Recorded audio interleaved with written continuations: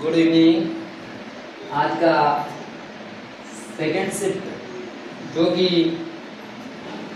Jail theory में कुछ राजस्थान से संबंधित प्रश्न आए उनका मैं विश्लेषण आपको बताना चाहूँगा कि राजस्थान के जो जेल थ्योरी का अभी हाल ही एग्ज़ाम 24 तारीख को हुआ है, तो उसके सेकेंड शिफ्ट में जो सवाल आए हैं उनके बारे में आज हम चर्चा करेंगे। तो पहला प्रश्न है, वह लोक देवता जो मुसलमान उन्हें रामसा पीर के नाम से उनकी पूजा करते हैं, तो वो लोक देवता कौन थे? तो वो लोक देवता हमारे रामदेव जी, जो कि रुनेचा में उनकी समाधि है। लीला घोड़ा वाले। तो राज्यपाल की नियुक्ति, एक प्रश्न आया था कि राज्यपाल की नियुक्ति के संबंध में, तो राज्यपाल की नियुक्ति के संबंध में उसके बारे में कहा जाता है कि जिस राज्य में राज्यपाल बनता है उस राज्य का निवासी होना चाहिए, किसी सदन का सदस्य नहीं होना चाहिए, या उसकी 35 वर्ष आयु पूरी कर चुका हो। तो इसमें जैसे किसी सदन का सदस्य नहीं होना, 35 वर्ष की आयु, और ये शर्तें दो, और किसी सदन का सदस्य नहीं है उनकी आयु 35 वर्ष होनी चाहिए। बाकी जो राज्यपाल बन रहा उस राज्य का निवासी होना चाहिए। तो जिस राज्य का वो राज्यपाल बनता है उनका निवासी होना जरूरी नहीं है, भारत का नागरिक होना जरूरी है। तो जो किसी भी राज्य का व्यक्ति है किसी दूसरे राज्य में राज्यपाल बन सकता है। फिर राज्यपाल अर्थात राज्य की कार्यपालिका शक्ति यानी संवैधानिक रूप से किसके अंतर्गत होती है? तो जैसा कि अपन पढ़ते हैं कि भारत में संवैधानिक शक्ति राष्ट्रपति है, तो वैसे राज्य की कार्यपालिका शक्ति की संपूर्ण राज्यपाल में निहित होती है, यानी सर्वे सर्वा कहा जाता है उनको, वही होता है।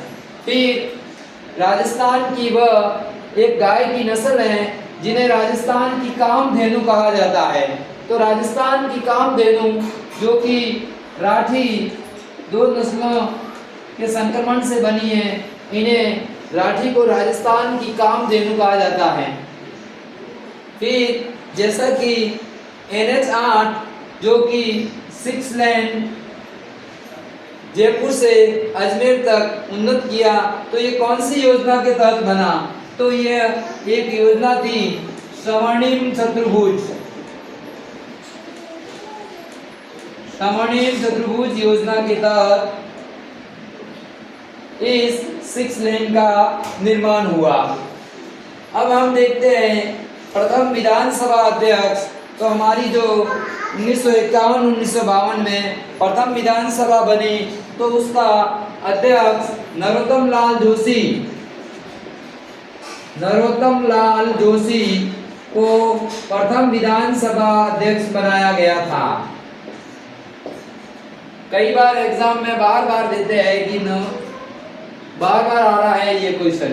फिर राजस्थान में एक जिला है जहां पर कैल्साइट के भंडार मिले हैं, तो वो कैल्साइट के भंडार हमारे सिरोही जिले में, ये पिंडवाड़ा के आसपास जगह है कोई, वहां पर कैल्साइट के भंडार मिले हैं।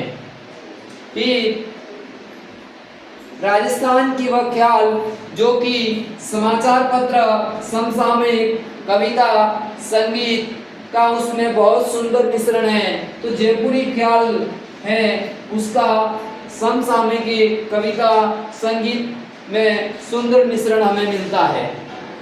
फिर स्वांग जो कि अलग अलग वेशभूषा करके उनका प्रतिनिधित्व करना, तो हमारे एक महान कलाकार राजस्थान के जिनका नाम जानकी लाल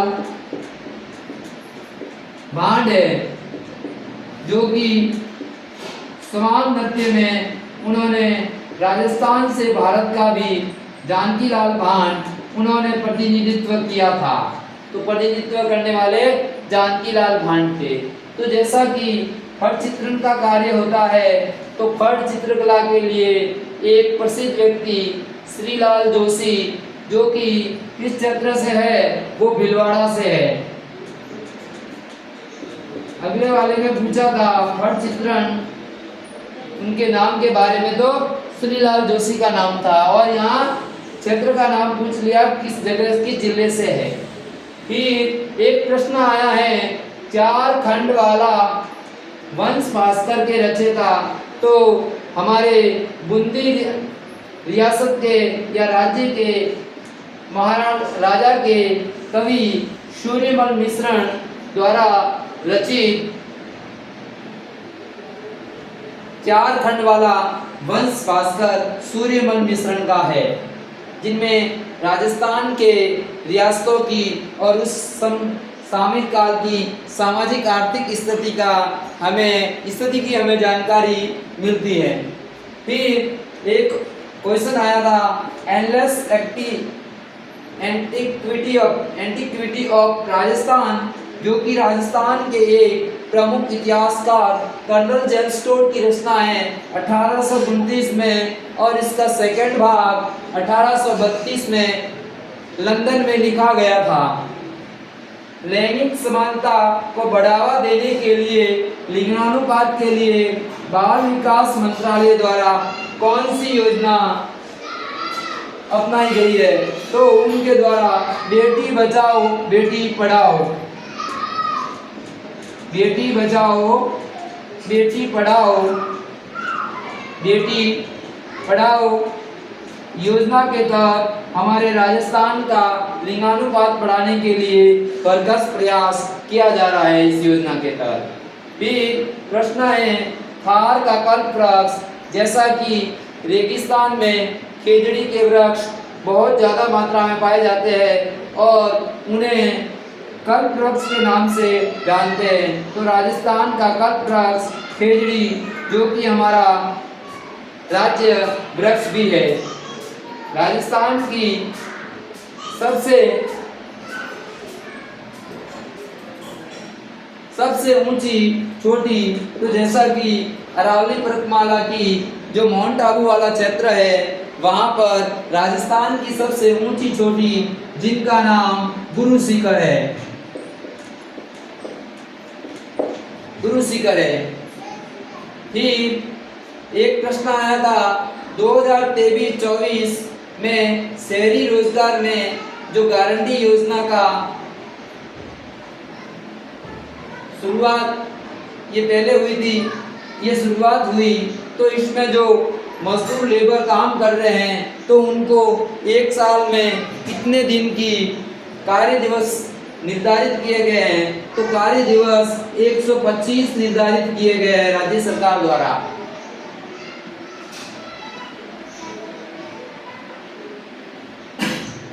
फिर 2023-24 वर्तमान प्रति व्यक्ति मूल्य जो वर्तमान प्रचलित दर पर है, वो 2023-24 के अनुसार आर्थिक समीक्षा का प्रश्न है, तो 1,67,964 रुपये है। तो जैसा कि ये प्रश्न उसमें आए, कुछ प्रश्न और भी है, लेकिन जो मेन जो कि जीके से संबंधित थे वो आपके सामने पेश किए मैंने। और जैसा कि विदित है, जो मेरे द्वारा ये प्रश्न बताए हैं, ये अधिकांश प्रश्न मेरे द्वारा सीवी का स्टडी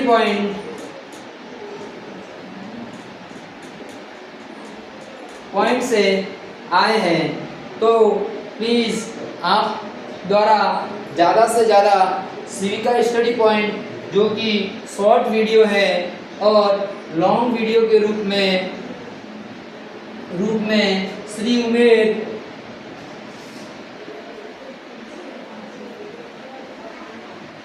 उमेद स्टडी पॉइंट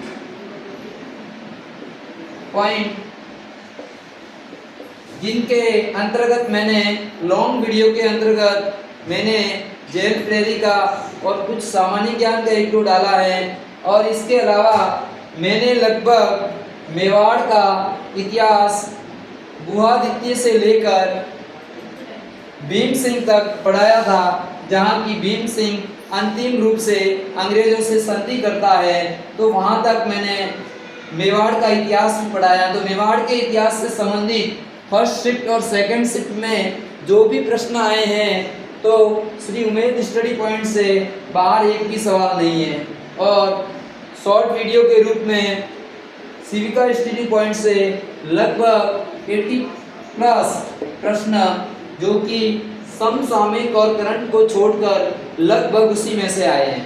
तो प्लीज़ आप लोग ज़्यादा से ज़्यादा देखें, ताकि आने वाले एग्ज़ाम में आपको ज़्यादा से ज़्यादा फ़ायदा होगा। और अब कुछ ही समय या कुछ दिनों बाद में मैं राजस्थान कर्मचारी चतुर्थ श्रेणी कर्मचारी की जो भर्ती निकाली है और BSTC उनके लिए मैं स्पेसिफिक उनके सिलेबस के अकॉर्डिंग राजस्थान की हिस्ट्री, पॉलिटिकल, ज्योग्राफी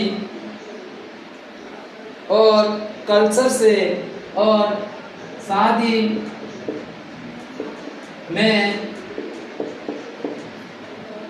जो राजस्थान से संबंधित करंट जीके का है वह भी मैं तैयार करके आपको उसके बारे में जानकारी देना चाहूँगा, जो कुछ ही दिनों में उनको चालू करूँगा। तो प्लीज़ आप ज़्यादा से ज़्यादा दोनों से चैनलों को लाइक, प्लीज़ सब्सक्राइबर्स करें और आगे शेयर करें। जय हिंद, जय भारत।